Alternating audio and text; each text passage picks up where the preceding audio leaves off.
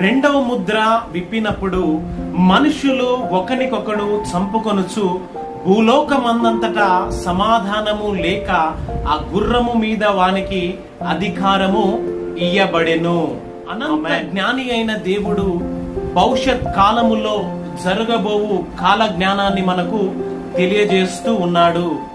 ఈ రోజున మనం గమనించినట్లయితే దేశము మీద దేశము యుద్ధములు చేసుకుంటూ అనేకులలో ప్రేమ చల్లారి కక్షలు కలిగి చంపుకున్న పరిస్థితి చూస్తూ భూలోకమందంతటా సమాధానము లేని దినాలలో మనము ఉంటూ ఉన్నాము.